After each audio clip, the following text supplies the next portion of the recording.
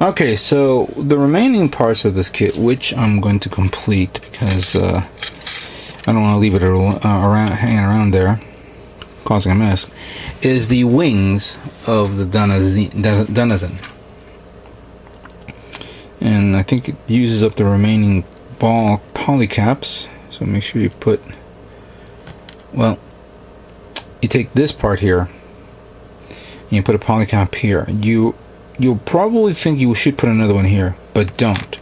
That's actually for the connector to the body.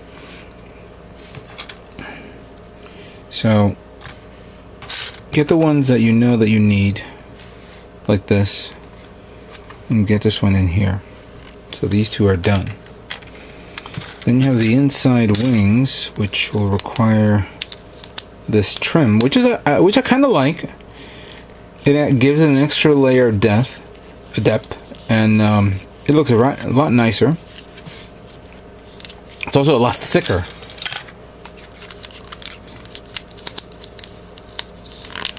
There you go. So it looks like that. The middle part of it has the same thing.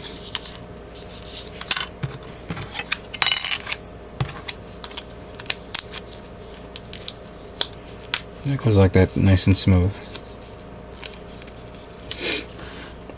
Now then, according to this, also you will need to put polycaps here at this end and at this end.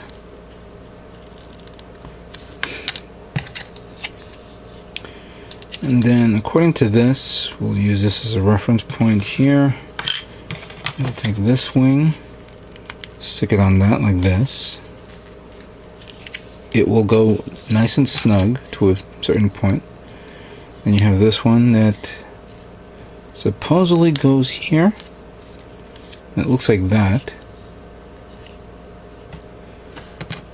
And then you repeat the process on the reverse side.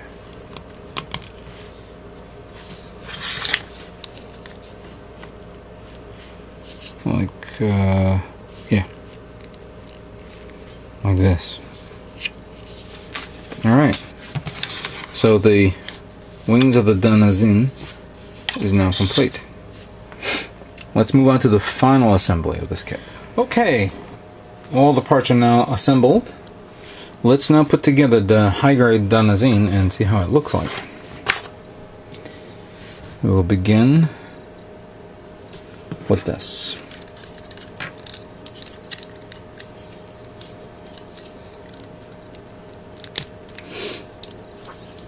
This has a weird streamlined body for what it is. And then we have the left arm, followed by the right arm.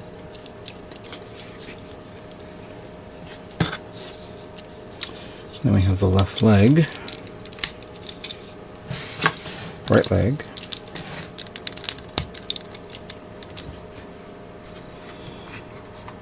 and okay, we got everything here. Hold on a second.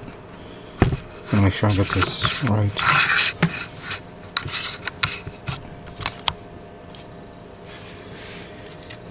Even though this looks weird, but it says to put it on, I'll put the wings. So here's the one wing, and here's the other, and then the head.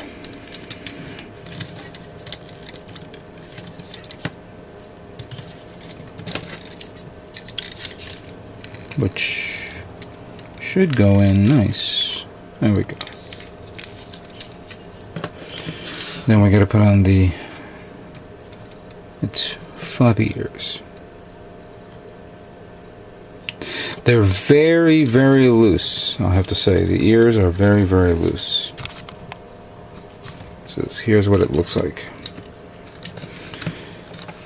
Now, position-wise, if you want to keep it erect, straight up, I think the best thing to do is keep the tail down,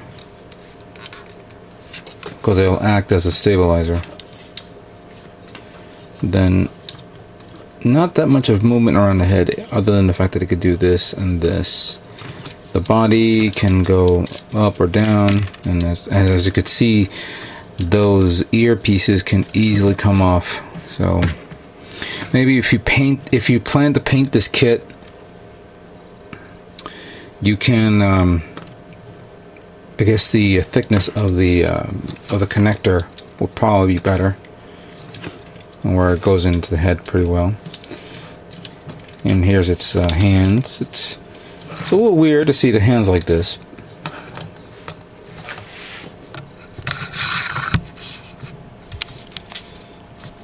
But yeah, it looks pretty nice. I really do like it.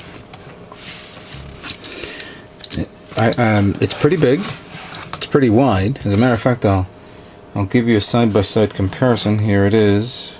Oh, actually, you know what? Where are you? Where are you? Here we go. Might as well put it right next to the one that it went up against in the first episode, or excuse me, the third season of Gundam Age. Here's the Age 3 right next to it. And of course, my only gripe is the fact that this kit is pretty much the same size, but if I'm not mistaken, I thought the Danazine was slightly bigger than the H3. But that's my observation. I may have to watch the video again. If many of you people disagree, of course, I will receive your backlash. But, yeah. So let me put this away. And I am done with it as a straight build, but I am not done as a custom build. I am going to turn this into Godzilla. And to do that, things has to be taken care of here. For starters, the wings. Oh, and by the way, I am not transforming this. This is going to be the way it is. The wings will need to be removed. So, bye-bye wings. They won't be thrown away. I will use it on some other kit. So, there we go. These two little earpieces. It's gotta go. No reason to have it. So, we will be looking at a kit that will look like this. Right after I finish customizing.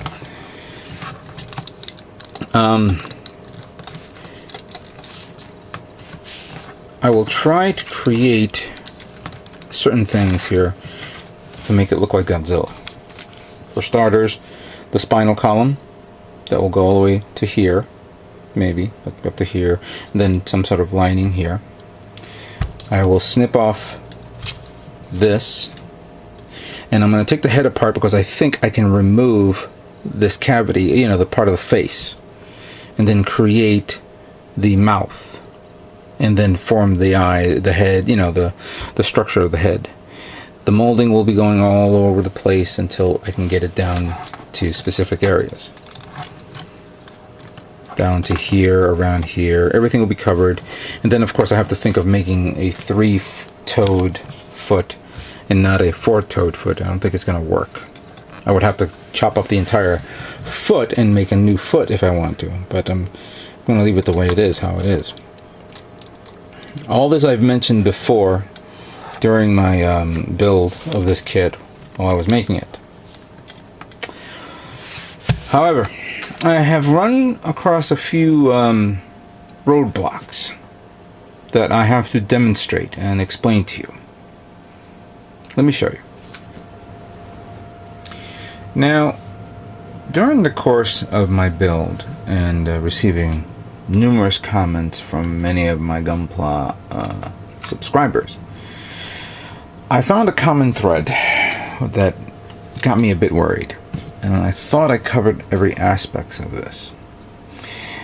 I was told that Tamiya putty is a lacquer-based putty, and it's not something that you can apply over a part and hoping to get the results that you're looking for. I began experimentation with some kits. As a matter of fact, I have this old shield from an F90 kits from long days past, and I applied this large layer of Tamiya putty on this and tried to simulate the lines that I thought would be appropriate, so that way it could give it that textured skin that Godzilla had. The results didn't come out the way I wanted. Matter of fact, when I applied a thick amount on this, and I let it dry for about maybe half an hour, you could say, it formed like a thin sheet layer over it that actually started to dry. But then when you like press on it, it felt like it wasn't dry inside, kind of like a pillow form to it. And when I tried to do the lines on it, it had that tearing effect on it. So I waited until it dried a couple hours more. I continue moving on, and then of course there's one thing that someone explained to me, is that when you do that on this type of putty, the putty actually adheres to the plastic to the point where it warps it and becomes its own, it becomes putty itself. So you're doing more damage to the part and its structure than before. After seeing this test result, I was like, oh shit, now what do I do? But I wasn't going to give up just yet. I still needed to find another way. So I thought, maybe what if I apply a thin layer of the putty, wait until it dries, then apply another thin layer, wait until it dries, another thin layer. So I cake on the putty until the desired results comes out. Again, an email came to me from somebody else. I'm sorry if I'm not giving out the names. I would have to have a tremendous amount of putty to do that. And the forming of the putty itself would not be wise, especially on, like, let's say the tail here, because Godzilla's tail is not pointy. As a matter of fact, again, it'll come around and then have like a curve shape, kind of like a, oh, okay, I'll use this as an example, kind of like something like this. So it'll look like that. To achieve that desired result on this, using a caking form, caking the putty on it, I don't think it will work. So I decided to go to my hobby store, and always, you have to use your hobby stores as a resource to find out. Again, thank you guys for explaining this to me. Someone told me I should use Milliput, which is another type of epoxy putty type substance. Oh, that's another thing. I had something else that I was going to use that I thought would be perfect for this. And just give me a second. I thought I had it here in iView. Here we go. What I had was this product that I purchased a while back. It's the Mighty Putty substance, and it's basically designed to stop leaks for any type of product. For those of you who have those products that you purchase on TV, made for TV products, this is one of them. But I got this at CVS, or I forget where I got it. But anyway, the purpose is you take this this concoction, you knead it with your hand, you keep turning it, kneading it until it gives you that green, it looks green, and then you apply it, and then it hardens up. I tried a small sample on a plastic part, and it did work fine, but here's the problem. You still need to carve it, you need still to sand it down in certain areas, and that is too hard. It's too hard for this. So went to my hobby store, and I asked for milliput. Milliput was not, they didn't have any. Until he explained to me, why don't I use something called Sculpt the Mold. Here. What you're looking at here is a 3-pound bag of Sculpt the Mold. I never heard about this product before. But I did go online and I looked up a couple of YouTube videos. And surprisingly, the results started to appeal to me.